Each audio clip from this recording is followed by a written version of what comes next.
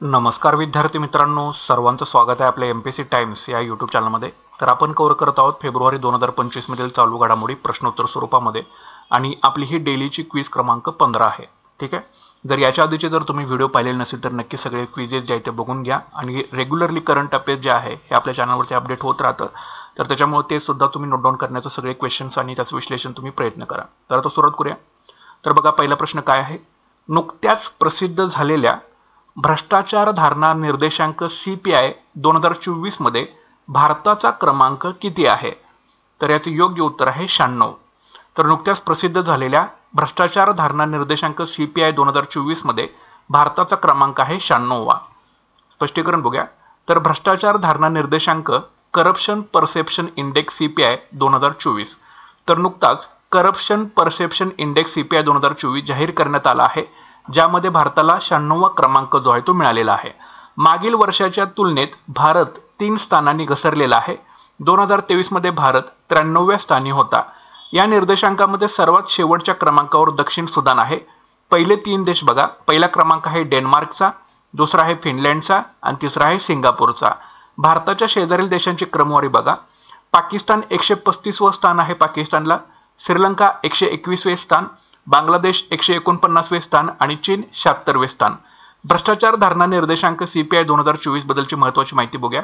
तर CPI हा एक वार्षिक निर्देशांक आहे। NGO ट्रान्सपरन्सी इंटरनॅशनल द्वारे 1995 पासून प्रसिद्ध केला जातो। एक NGO आहे ट्रान्सपरन्सी इंटरनॅशनल नावाची, त्याच्यामार्फत 1995 पासून प्रसिद्ध केला जातो। या निर्देशांकात एकूण 180 देशांना सरकारी भ्रष्टाचाराविषयीच्या धारणेच्या आधारावरती रँकिंग दिलं जातं। याच्यामध्ये गुणांकन पद्धत असते, 0 गुण म्हणजे अत्यंत भ्रष्ट आणि 100 गुण म्हणजे अत्यंत पारदर्शक। तर याच्यामध्ये 96 जे आहे ते भारताचा 96वा क्रमांक जो आहे हा भारताला जो आहे तो मिळालेला आहे। तर तुम्हाला याच्याबद्दल लक्षात ठेवणं गरजेचं आहे। पुढचा प्रश्न बघा, राज्ये आणि राज्य सार्वजनिक विद्यापीठांद्वारे गुणवत्तापूर्ण उच्च शिक्षणाचा विस्तार हा अहवाल अलीकडेच कोणी प्रसिद्ध केला आहे? तर योग्य उत्तर आहे नीती आयोग। तर राज्ये आणि राज्य सार्वजनिक विद्यापीठांद्वारे गुणवत्तापूर्ण उच्च शिक्षणाचा विस्तार हा अहवाल नीती आयोगाने अलीकडे प्रसिद्ध केलेला आहे।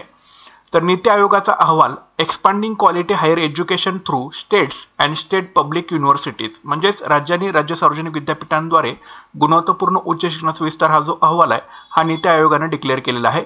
तर नुकताच नीती आयोगाने expanding quality higher education through states and state public universities या शीर्षकाखाली एक अहवाल प्रकाशित केलेला आहे।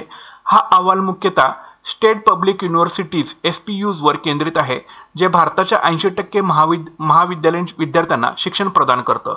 अहवालामधील महत्त्वाचे मुद्दे आहेत, तर जानेवारी 2025 पर्यंत भारतातील एकूण SPUs म्हणजे स्टेट पब्लिक युनिव्हर्सिटीज आहेत 495।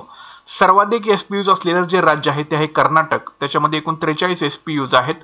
गेल्या 14 वर्षात SPU ची संख्या 50% ने वाढलेली आहे आणि विद्यार्थी नामांकनामध्ये 38% वाढ जी आहे ती झालेली आहे। एकूण 3.24 कोटी विद्यार्थ्यांच्या नामांकनामध्ये जे आहे ही वाढ झालेली आपल्याला दिसून येते। तर निश्चितपणे हा सुद्धा प्रश्न तुम्ही लक्षात ठेवा। पुढचा प्रश्न आहे, अलीकडे चेन्नई ओपन 2025 चे विजेतेपद कोणी जिंकलेले आहे? तर याचे योग्य उत्तर आहे किरियन जाके। तर अलीकडेच चेन्नई ओपन 2025 चे विजेतेपद किरियन जाके यांनी जिंकलेले आहे। चेन्नई ओपन 2025 किरियन जाके फ्रान्स यांनी एकेरीचे विजेतेपद जिंकलं। तर किरियन जाके फ्रान्स यांनी चेन्नई ओपन 2025 च्या सिंगल स्पर्धेचे विजेतेपद पटकावलेले आहे। किरियन जाके फ्रान्स या देशाचे खेळाडू आहेत, लक्षात ठेवायचं आहे। त्यांनी इलियास इमर स्वीडन यांना पराभूत केलं। इलियास इमर हे स्वीडनचे खेळाडू आहेत, तर त्यांना किरियन जाके यांनी पराभूत केलेला आहे। हा टुर्नामेंट 3 ते 9 फेब्रुवारी 2025 दरम्यान आयोजित करण्यात आलेला होता। ही एक ATP 100 चॅलेंजर स्पर्धा होती। याच्यामध्ये डबलचे विजेते बघा, तर विजेते आहेत शिंटारो मोचिझुकी आणि कैटो उएसुगी जपान आणि उपविजेते ठरलेले आहेत रामकुमार रामनाथन आणि साकेत माइन यांनी भारत। चेन्नई ओपन 2025 ची माहिती बघूया। तर स्पर्धेची तारीख होती 3 ते 9 फेब्रुवारी 2025। याचं स्थळ होतं SDAT टेनिस स्टेडियम नुंगबक्कम, तामिळनाडू। टुर्नामेंटचा प्रकार होता ATP 100 चॅलेंजर टुर्नामेंट। ही स्पर्धा 2018 पासून जी आहे ती आयोजित केली जाते। हार्ड कोर्टवर खेळली जाणारी ही स्पर्धा आहे आणि चेन्नई ओपन ही ATP 100 स्तराची स्पर्धा आहे। ATP 1972 मध्ये व्यावसायिक टेनिस स्पर्धांचं नियोजन आणि व्यवस्थापन करण्यासाठी स्थापना करण्यात आलेली होती। ATP हे टूर आणि ATP चॅलेंजर टूर आयोजित करते। याचं मुख्यालय लंडन, युनायटेड किंगडम या ठिकाणी आहे। त्यासोबतच एटीपी चॅलेंज टूरची सुरुवात 1976 मध्ये झाली होती. ATP association of tennis professionals द्वारे आयोजित केली जाते. ही स्पर्धा विभिन्न श्रेणीमध्ये आयोजित केली जाते, जसे की चॅलेंजर्स 175, चॅलेंजर्स 125, चॅलेंजर्स 100, चॅलेंजर्स 75 आणि चॅलेंजर्स 50. तर या गोष्टी तुम्हाला याच्या संदर्भामध्ये लक्षात ठेवणं गरजेचे आहे. पुढचा प्रश्न बघा, 2027चे ऑलिम्पिक ई स्पोर्ट्स गेम्स कुठे होणार आहेत? तर याचं योग्य उत्तर आहे रियाद, सौदी अरेबिया या ठिकाणी. तर 2027चे ऑलिम्पिक ई स्पोर्ट्स गेम हे रियाद, सौदी अरेबिया या ठिकाणी होणार आहेत. तर पहिले ऑलिम्पिक ई स्पोर्ट्स गेम 2027 मध्ये जे आहे ते होणार आहेत. तर 2027 मध्ये पहिले Olympic e sports game Riyadh, Saudi Arabia येथे आयोजित केले जातील. या स्पर्धा इंटरनॅशनल ऑलिम्पिक कमिटी IOC द्वारे आयोजित केल्या जातील. ई स्पोर्ट्स आणि ई स्पोर्ट्स खेळाडूंना जागतिक स्तरावर संधी देण्यासाठी या स्पर्धेचं आयोजन करण्यात आलेलं आहे. ऑलिम्पिक ई स्पोर्ट्स गेम 2027, आयोजनाचं वर्ष आहे 2027, स्थळ आहे रियाद, सौदी अरेबिया. पहिल्यांदाच ई स्पोर्ट्सला ऑलिम्पिक स्तरावर मान्यता ज्याची मिळालेली आहे. IOC आणि सौदी ऑलिम्पिक आणि पॅरा ऑलिम्पिक समिती SOPC यांच्याद्वारे हे आयोजित केले जाईल. IOC ची स्थापना झाली होती 1894 साली. मुख्यालय आहे लॉन्झेन, स्वित्झर्लंड या ठिकाणी. याचं कार्य आहे उन्हाळी ऑलिम्पिक, हिवाळी ऑलिम्पिक आणि युवा ऑलिम्पिकचं आयोजन आणि व्यवस्थापन करणं. तर निश्चितपणे लक्षात ठेवा. तर 2027चे ऑलिम्पिक ई स्पोर्ट्स गेम हे रियाद, सौदी अरेबिया या ठिकाणी होणार आहेत. पुढचा प्रश्न आहे, चर्चेत असलेली अटल भूजल योजना कधी सुरू करण्यात आलेली होती? तर याचं योग्य उत्तर आहे 25 डिसेंबर 2019. तर चर्चेत असलेली अटल भूजल योजना ही 25 डिसेंबर 2019 रोजी सुरू करण्यात आलेली होती. स्पष्टीकरण बघूया. तर अटल भूजल योजना ही 25 डिसेंबर 2019 रोजी सुरू करण्यात आलेली होती. सुरुवातीला ही योजना 7 पाण्याच्या संकटग्रस्त राज्यांसाठी लागू करण्यात आली होती, परंतु आता ती 12 राज्यांमध्ये विस्तारलेली आहे. ही योजना 5 वर्षांसाठी 2020 ते 25 वर्षासाठी आणली गेलेली होती. यासाठी एकूण बजेट 6000 कोटी रुपयांचं होतं, ज्यामध्ये 50% वित्त पुरवठा हा जागतिक बँकेकडून केला जाणार होता.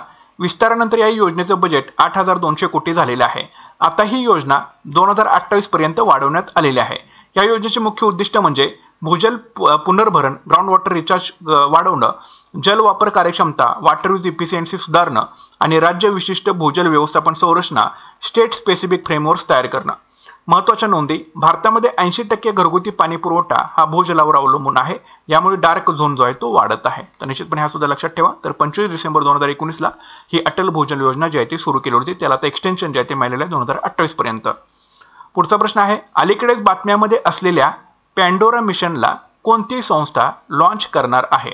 तर याचं योग्य उत्तर आहे नासा. तर अलीकडेच बातम्यामध्ये असलेल्या पॅन्डोरा मिशनला नासा ही जी संस्था आहे ही लॉन्च करणार आहे. स्पष्टीकरण बघा. तर पॅन्डोरा मिशन 2025 स्पेस एक्सच्या स्टारबेस लॉन्च फॅसिलिटी येथून प्रक्षेपित जे आहे ते केलं जाईल. टेक्सासमध्ये आहे ते. तर हा मिशन नासाद्वारे संचलित केला जात आहे. पॅन्डोरा मिशनचे उद्दिष्ट म्हणजे 20+ एक्झोप्लॅनेटचा अभ्यास करून त्यांची वातावरणीय संरचना विश्लेषित करणे आणि ग्रहांच्या दिन-रात्र चक्र समजून घेण्यासाठी मदत करणे. स्पेस एक्स ही अमेरिकेतील एक खाजगी अंतराळ संशोधन कंपनी आहे. याचं मुख्यालय स्टारबेस, ब्राउन्सविल, टेक्सास जवळ आणि याची स्थापना 2002 मध्ये इलॉन मस्क यांनी केलेली होती. तर निश्चितपणे लक्षात ठेवा. तर पॅन्डोरा मिशन जे आहे ते नासाद्वारे लॉन्च करण्यात येणार आहे. पुढचा प्रश्न आहे, अलीकडेच स्नूकर चॅम्पियनशिप 2025चं विजेतेपद कोणी जिंकलेलं आहे? तर उत्तर बघा, पंकज अडवाणी यांनी इंडियन स्नूकर चॅम्पियनशिप 2025चं विजेतेपद जे आहे हे जिंकलेलं आहे. तर पंकज अडवाणी यांनी 36वं राष्ट्रीय स्नूकर विजेतेपद जे आहे ते जिंकलेलं आहे. भारतातील सर्वात यशस्वी खेळाडू पंकज अडवाणी यांनी इंदूर यशवंत क्लब येथे आयोजित इंडियन स्नूकर चॅम्पियनशिप 2025 मध्ये आपले 36वे राष्ट्रीय विजेतेपद मिळवलं. अंतिम सामन्यात त्यांनी ब्रुजेश दामानी यांना पराभूत केलेला आहे. या विजयासह पंकज अडवाणी यांनी एशियन स्नूकर चॅम्पियनशिपसाठी पात्रता जी आहे ती मिळवलेली आहे. ही स्पर्धा भारताची एकमेव पात्रता स्पर्धा आहे ज्याद्वारे खेळाडूंना एशियन आणि वर्ल्ड चॅम्पियनशिपमध्ये प्रवेश मिळतो. पंकज अडवाणी यांनी शेवटचा एशियन स्नूकर चॅम्पियनशिप 2021 मध्ये जिंकलेला होता. एशियन स्नूकर चॅम्पियनशिपचे आयोजक आहेत Asian confederation of billiard sports. याची सुरुवात 1984 पासून झालेली होती आणि 2024 मध्ये दोहा, कतार या ठिकाणी जे विजेते होते ते आहेत अली घरह गोजलू इराणचे आहेत आणि उपविजेता आहेत अवेस मुनीर ताजिकिस्तानचे. पंकज अडवाणी हे महाराष्ट्रातले आहेत. त्यांनी बिलियर्ड्स आणि स्नूकर खेळाडू ते आहेत. प्रमुख यश म्हणजे बिलियर्ड्समध्ये 18 विश्वविजेतेपद त्यांना मिळालेले आहेत.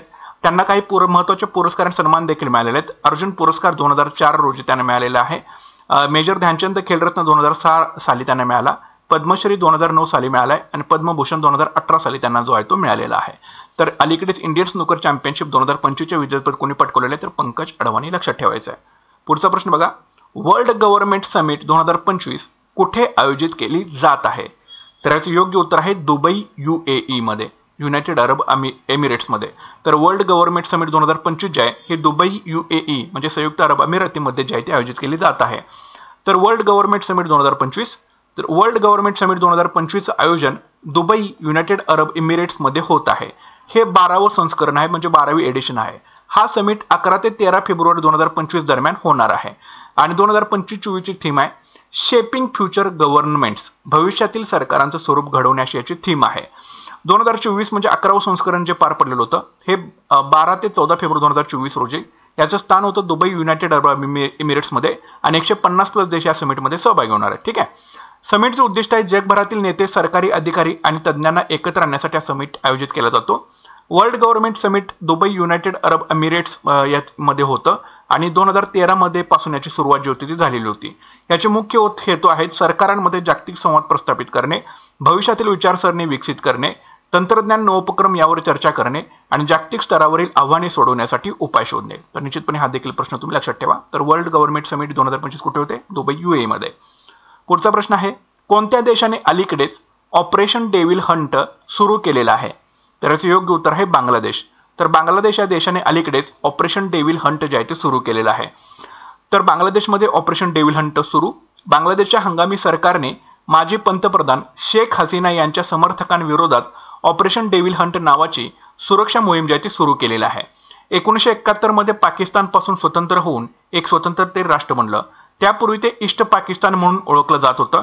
ऑगस्ट 2024 मध्ये माजी पंतप्रधान शेख हसीना यांच्या 15 वर्षांच्या सत्तेविरोधात विद्यार्थ्यांच्या नेतृत्वाखाली आंदोलन झालं. त्यानंतर त्यांनी राजीनामा दिला आणि भारतात राजकीय आश्रय घेतला. बांगलादेशचं हंगामी सरकार तर ग्रामीण बँकेचे संस्थापक आणि नोबेल शांतता पुरस्कार विजेते मोहम्मद युनुस हे सध्या बांगलादेशच्या हंगामी सरकारचे नेतृत्व करत आहेत. तर बांगलादेशमध्ये ऑपरेशन डेव्हिल हंट जे आहे हे सुरू झालेलं आहे, लक्षात ठेवा. पुढचा प्रश्न आहे, FAOने अलीकडेच कोणत्या देशात उगबाद हवामान लवचिक कृषी प्रकल्प सुरू केलेला आहे? तर याचं योग्य उत्तर आहे सोमालिया. तर FAOने अलीकडेच सोमालिया या देशामध्ये उगबाद नावाचं हवामान लवचिक कृषी प्रकल्प जो आहे तो सुरू केलेला आहे. तर FAOने सोमालियामध्ये उगबाद हवामान लवचिक शेती प्रकल्प किंवा कृषी प्रकल्प जो आहे तो सुरू केला. अन्न आणि कृषी संघटना म्हणजे FAOने सोमालियामध्ये उगबाद क्लायमेट रेझिलियंट ॲग्रिकल्चर प्रोजेक्ट हवामान लवचिक शेती प्रकल्प सुरू केला. उगबाद हा सोमाली शब्द असून त्याचा अर्थ गुलाबांचे बाग असा होतो. काही संदर्भामध्ये सुदैवी किंवा ईश्वर कृपेने लाभलेला असे त्याचे अर्थ होतात. या प्रकल्पाचा उद्देश हवामान अनुकूलता आणि लवचिकता वाढवणे आहे. इतर महत्त्वाचे मुद्दे म्हणजे सोमालियामध्ये शेती ही प्रमुख आर्थिक क्रियाकलाप आहे आणि सुमारे 65% लोकसंख्या ही शेतीशी संबंधित आहे. FAO अन्न आणि कृषी संघटना तर ही एक संयुक्त राष्ट्रसंघाची विशेष एजन्सी आहे. याची स्थापना 16 ऑक्टोबर 1945 रोजी झालेली होती. याचे सदस्य संख्या आहेत 195, 194 देश आणि एक युरोपियन युनियन संस्था. याचे मुख्यालय आहे रोम, इटली या ठिकाणी. महासंचालक 2019 पासून आहेत क्यू डोंग जे की चीनचे आहेत, लक्षात ठेवायचं आहे. तर FAOने अलीकडेच उगबाद नावाचे हवामान लवचिक कृषी प्रकल्प हा कुठे चालू केलाय? सोमालियामध्ये चालू केलेला आहे. तर अशा प्रकारचे एकूण 10 प्रश्न आहेत, त्याचं विश्लेषण जे आहे हे आपण बघितलेलं आहे. व्हिडिओ आवडला असेल तर नक्कीच लाईक करा, शेअर करा आणि चॅनलवरती नवीन असेल तर नक्की चॅनल आपलं सबस्क्राईब करून घ्या. भेटूया पुढच्या व्हिडिओ सेशनमध्ये. Thanks for watching guys and all the best.